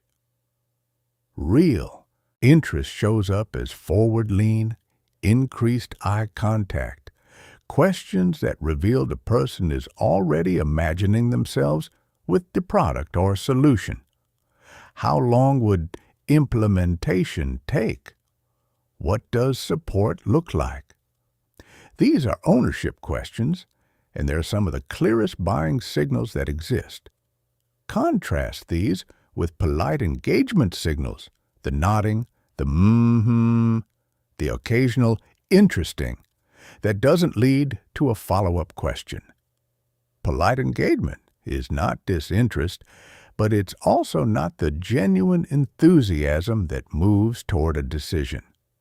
When you're seeing polite engagement rather than genuine interest, the appropriate response is usually a direct question. What would make this feel like the right fit for you? Rather than pushing harder on what you've already presented. Pre-objection behaviors are worth learning to recognize. They appear before the objection is verbalized, which means you have a window to address the underlying concern before it hardens into a formal no. Watch for increased fidgeting, subtle backward lean, furrowed brow, a slight pressing together of the lips. These signals often appear when someone's internal concern has been triggered but hasn't yet surfaced in words. That's your cue to slow down, open space, and ask a genuine question. In negotiation specifically, baseline establishment is crucial. The person across the table from you will behave differently when they're comfortable than when they're under pressure. And knowing their comfortable baseline lets you read when the pressure is affecting them, which tells you something important about where their real limits are. Romantic relationships and dating. Let's talk about something that almost everyone cares deeply about, but almost no one has been given real tools to navigate. Reading people in romantic contexts. Early in a connection, genuine interest has a very specific behavioral signature that's worth knowing. The person's entire body orients toward you, not just their head, but their feet, their shoulders, their center of gravity. They find small, natural reasons to reduce the distance between you. Their posture improves when you're near. Something in your presence makes them want to show up more fully. Their laughter comes easily, and it's the real kind, the eyes participating, the sound genuine and unmanaged. They mirror your movements, not deliberately, not mechanically, but naturally. If you lean back, they settle. If you lean forward, they move with you. Mirroring is one of the oldest and most reliable signals of genuine rapport and positive feeling. When two people are truly connecting, their body language synchronizes like musicians finding a shared rhythm. Emotional availability, one of the most important and most frequently misread signals in early dating, shows up through openness and consistency. Emotionally available people talk about their past with perspective rather than either excessive bitterness or artificial positivity. They can be appropriately vulnerable without making you responsible for managing their emotions. Their communication is consistent between interactions. You don't experience the whiplash of intense warmth, followed by inexplicable distance, followed by intense warmth again. Emotionally unavailable people often display a characteristic behavioral pattern, intermittent reinforcement. They're incredibly present and warm in some moments, then inexplicably withdrawn in others. Their body language is often guarded even during moments of apparent warmth. There's a quality of holding back, of keeping one foot out the door, of being physically present, but somehow not quite fully arrived. Learning to read these signals early, before significant emotional investment has accumulated, is one of the most genuinely protective things behavior reading can do for you. Not to make you cynical or suspicious, but to help you see people clearly enough to make wise choices about where you place your heart. Parenting and family dynamics. Children are remarkably transparent behavioral communicators and remarkably good at hiding their transparency behind statements of, "I'm fine," and "nothing's wrong." The gap between what children say and what their behavior reveals is often widest precisely when something most needs attention. A child who insists school is fine but shows increased reluctance at drop-off, changes in eating patterns, withdrawal from previously loved activities, or regression to younger behaviors is telling you something important through the channels that haven't yet learned to lie. Stress in children shows up physically long before it surfaces verbally. Stomach complaints, headaches, disrupted sleep, increased clinginess, or conversely increased pushing away. These are the body's language, expressing what the child's words can't yet articulate or what they believe they're not supposed to say. With teenagers, the behavioral reading challenge shifts. Many dramatic behavioral changes in adolescence are completely developmentally normal. The withdrawal, the eye-rolling, the fierce privacy, the peer orientation. Reacting to every behavioral shift as a crisis signal is as unhelpful as ignoring all of them. What you're looking for are the deviations from the teenager's own baseline, the behaviors that feel different even for them. A naturally private teenager who becomes secretive in a new, qualitatively different way. A naturally moody teenager whose moods begin carrying a different emotional texture. A socially active teenager who suddenly and completely withdraws from all connection. These deviations from their personal normal are the signals worth paying careful, compassionate attention to. Workplace dynamics and leadership. In professional environments, behavior reading skills operate across multiple simultaneous dimensions: individual emotional states, group dynamics, power structures, and organizational culture, all of which shape behavior and all of which are readable.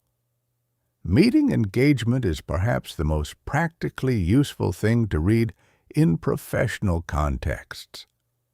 Genuinely engaged team members orient toward speakers, take notes, ask follow-up questions that build on what's been said, and display the forward lean and alert posture of real cognitive investment. Disengaged participants do the physical opposite. They recede, multitask, give minimal verbal contributions, and display the restlessness of people who are enduring rather than participating. But here's the nuance. Disengagement in meetings is often a symptom rather than a cause. People disengage when they don't feel heard, when they believe the outcome is predetermined regardless of the discussion, when they're overloaded and this particular meeting feels like one too many, or when the content is pitched at the wrong level for their role or expertise. Reading disengagement accurately means asking not just who is checked out, but what is causing this person to check out, because those are very different questions with very different answers. Early conflict warning signals in teams are worth learning to recognize, because unaddressed team conflict has a compounding quality. Small tensions left unaddressed become entrenched positions, and entrenched positions become dysfunctional culture. Watch for the gradual formalizing of previously warm communication, the subtle territorial body language around shared resources, the pattern of certain people consistently not building on each other's ideas, the micro-expressions of contempt that flash during certain people's contributions. These early signals are gifts. They're telling you that something needs attention before it becomes significantly harder to address. The skill is in reading them early enough to act while the situation is still flexible. Chapter 12. Building your skills. The practice that makes the difference. Here's something important to acknowledge. Reading this content, understanding it intellectually, feeling the resonance of it, none of that on its own builds the skill. Skills are built through practice. Deliberate, focused, repeated practice. The same way you don't learn to play the piano by reading about music theory, you don't develop genuine behavior reading ability by understanding the principles.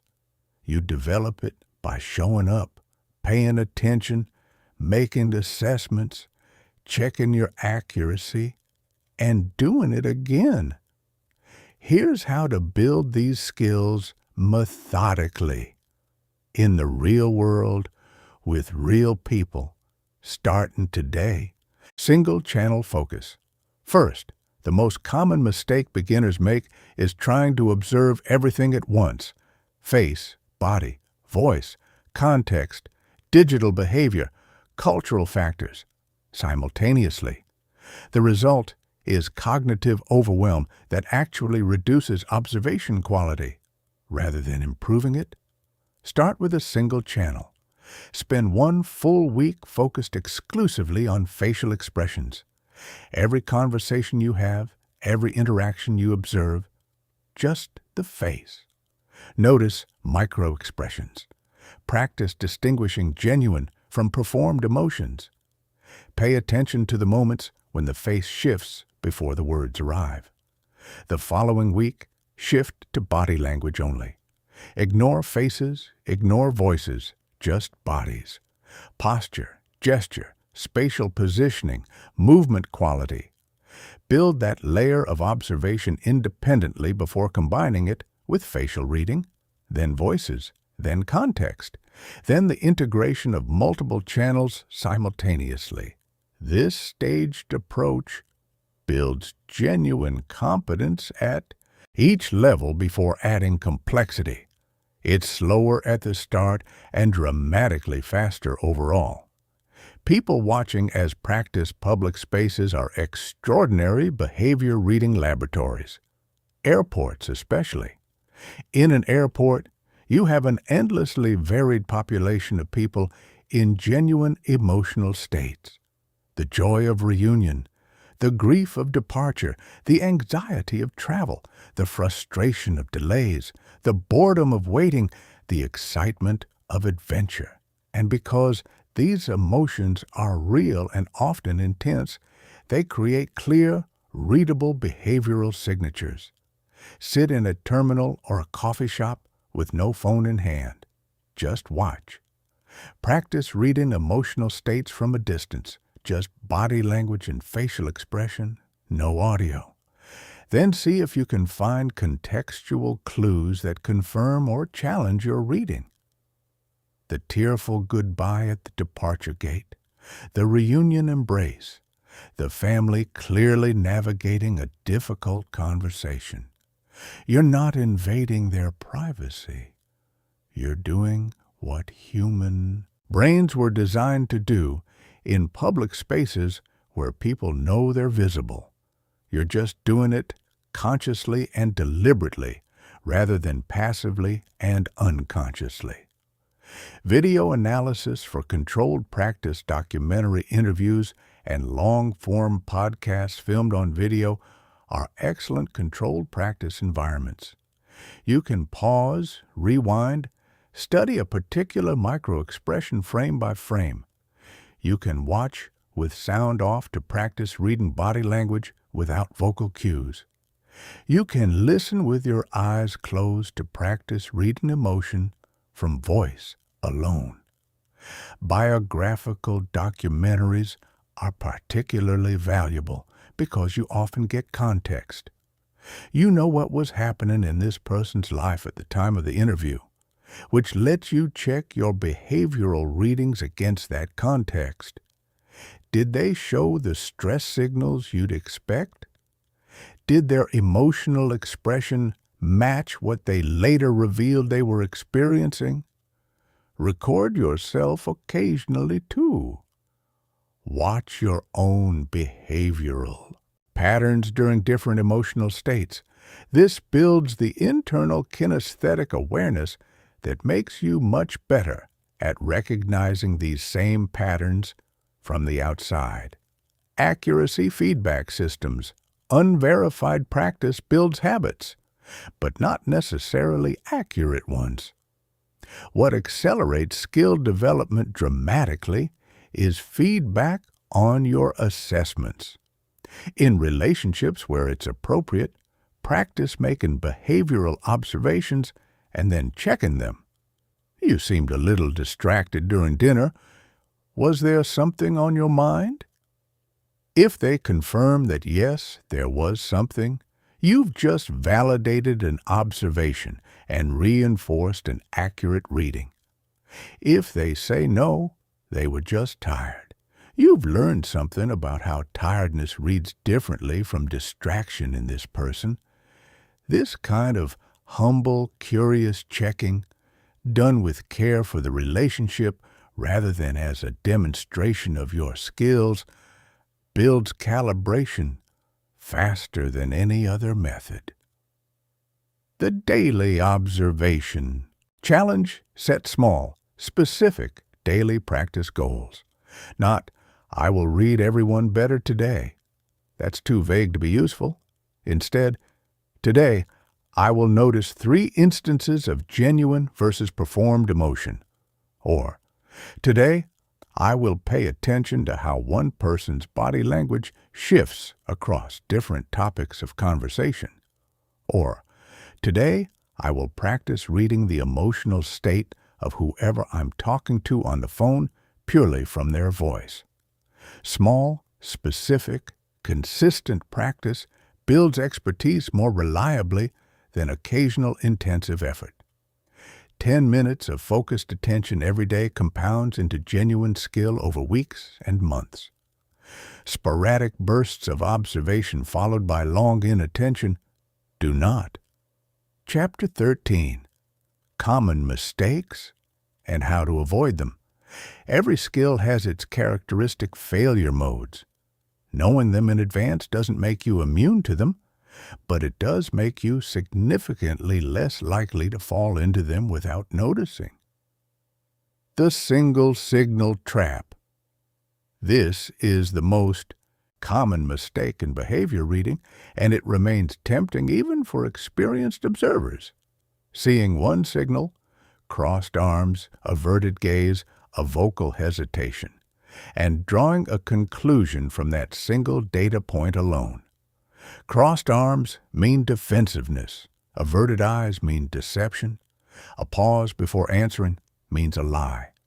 These simple equations feel satisfying because they're easy to apply, but they're often wrong. Crossed arms might mean cold.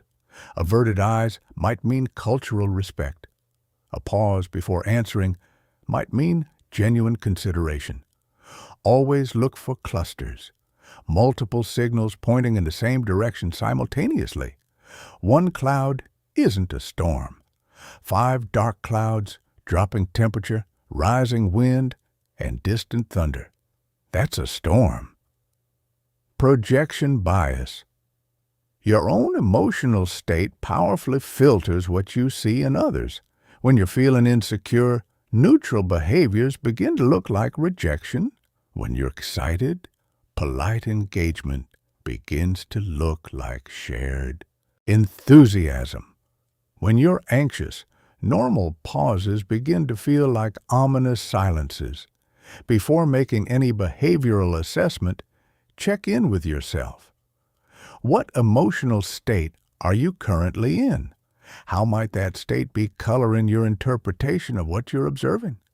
This internal check doesn't take long, but it catches a remarkable number of projection errors before they become conclusions. Confirmation. Bias. We naturally notice information that confirms what we already believe and filter out information that challenges it. If you've decided you don't like someone, you'll unconsciously catalog their behaviors that justify that feeling while overlooking behaviors that complicate it. If you want someone to be trustworthy, you'll find ways to explain away concerning signals. The antidote is deliberate counter-evidence seeking. When you've formed an impression of someone, actively look for behavioral evidence that contradicts that impression. Not to be naively generous, but to ensure that your assessment is based on the full picture rather than a curated selection. Context. Blindness. Interpreting behavior without accounting for environment, situation, and circumstance. The defensive arms cross in an air-conditioned room. The nervous vocal patterns in a formal setting from someone who is normally confident. The emotional distance from someone who is grieving but trying to function professionally. Always ask, what else might explain this behavioral signal? What's the environment? What's happened recently in this person's life? What's the social context of this interaction? These questions don't eliminate the possibility that your reading is accurate, but they ensure you've considered the alternatives before committing to a conclusion. Overconfidence, perhaps the most dangerous mistake of all, and the one most likely to develop after someone has achieved real skill. The belief that you have read someone correctly with enough certainty to act on that. Reading without checking, questioning, or remaining open to being wrong. Even the most skilled behavior readers misread. People are genuinely complex. Situations are genuinely ambiguous. Cultural differences create genuine gaps in understanding. Maintain humility, not false modesty, but genuine epistemic humility about the limits of what behavioral observation can tell you. Treat your assessments as working hypotheses, not established facts. Stay curious, stay open, and when someone surprises you, treat it as valuable information rather than an annoyance. Chapter 14. Integration and Mastery. When it all becomes intuition. True mastery in reading people feels from the inside less like applying a skill and more like simply paying attention. The conscious checking of face, then body, then voice, then context gradually integrates into something more fluid, a holistic awareness that processes multiple channels simultaneously without requiring deliberate sequential effort. This integration doesn't happen overnight. It happens through the accumulation of thousands of small moments of conscious observation, gradually woven together into pattern recognition that begins to feel almost effortless. Here's what that integration looks like in practice. You walk into a room and within seconds, without consciously checking each channel separately, you have a sense of the room's emotional temperature, the energy level, the tension or ease, the dominant dynamics. This isn't magic. It's your brain doing rapidly and automatically what it once required deliberate effort to do at all. You're in a conversation and you notice, without having to think about it, that something shifted 3 sentences ago. You can't immediately name exactly what signal you caught. Maybe a micro-expression that registered below conscious awareness. Maybe a subtle vocal quality change. Maybe a barely perceptible change in the other person's breathing rhythm. But you know something changed. And that knowing is real information worth attending to. This is the level at which behavior reading begins to feel like and function as genuine empathy.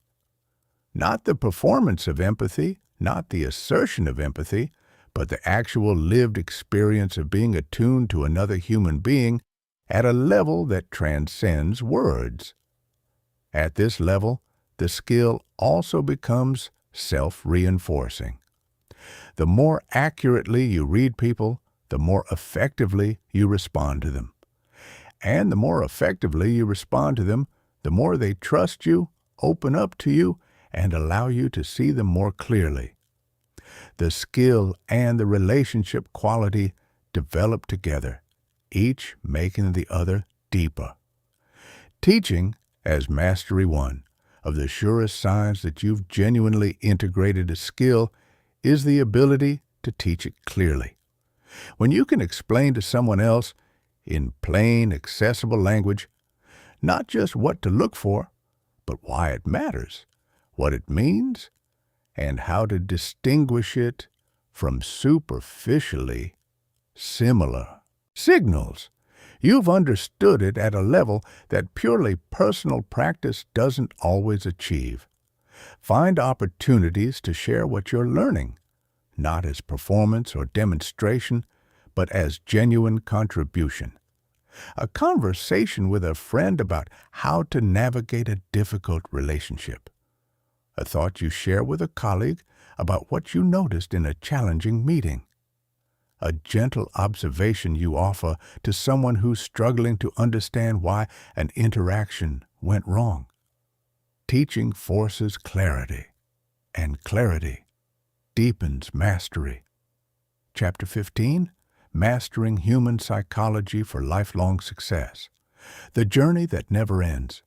We've covered a lot of ground together, micro-expressions and body language clusters, vocal patterns and digital behavior, baseline establishment and deviation detection, cultural intelligence and ethical application, advanced pattern recognition, and the integration of everything into something approaching genuine mastery. But here's what I most want you to take away from all of it. The thing underneath all the techniques and frameworks and specific signals. The ability to read people is, at its deepest level, the ability to truly see people, not the version of themselves they're performing for the world, not the carefully constructed presentation they've built to manage others' impressions of them, but the real person underneath, with their genuine emotions, their real vulnerabilities, their authentic hopes and fears and needs. Most people go through life feeling fundamentally unseen. They say the socially acceptable thing and feel something completely different. They perform confidence while feeling terrified. They claim to be fine while quietly drowning. They smile through grief, laugh through loneliness, present ease through profound struggle. And when you, sees through that performance with clarity and responds to what's actually there with warmth, compassion, and genuine understanding, that is one of the most profoundly human gifts one person can offer another. That's what these skills are really for. Not to gain advantage, not to detect lies or expose deceptions, not to win arguments or close deals or navigate negotiations more cleverly. All of those things are real applications with real value, but they're downstream of the deeper purpose. The deeper purpose is connection, real, nourishing, genuine human connection, the kind that requires seeing and being seen, knowing and being known. As you move forward with these skills, here's what the ongoing practice looks like. Stay perpetually curious about people, not as subjects to be analyzed, but as universes to be explored. Every person you meet carries a lifetime of experience, a unique constellation of wounds and strengths, a particular way of moving through the world that is unlike anyone else's. That is endlessly interesting. Let it be. Practice regularly, but lightly. The goal is not to become a behavior reading machine that processes everyone through a clinical framework. The goal is to become more attuned, more present, more responsive, more genuinely connected to the people around you. Sometimes the most sophisticated application of everything in this guide is simply putting down your phone and giving someone your full, undivided, genuinely curious attention. Maintain humility, always. The moment you feel certain you've completely figured someone out is the moment you've stopped truly seeing them. People are dynamic. They grow, they change, they surprise you. The best behavior readers are perpetual students of human nature, not because they haven't yet mastered it, but because genuine mastery includes understanding that the subject is inexhaustible. Use your skills in service of others. When you notice someone struggling, offer support. When you sense that someone needs space, give it. When you recognize that someone is performing ease they don't feel, create safety for honesty.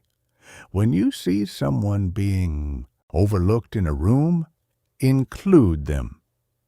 These are the moments where behavior reading becomes something genuinely beautiful, a capacity for empathy so attuned that it can meet people where they actually are, rather than where they're pretending to be. The world has no shortage of people who are good at performing connection. What it desperately needs more of is people who are genuinely capable of it. People who see clearly, respond with warmth, and show up with a kind of attuned presence that makes others feel truly, deeply, unmistakably seen. That's who you're becoming. And every conversation, every observation, every moment of genuine attunement along the way, these are not just practice for some future mastery. They are the thing itself. They are the life well lived in the presence of other human beings, with your eyes open and your heart engaged.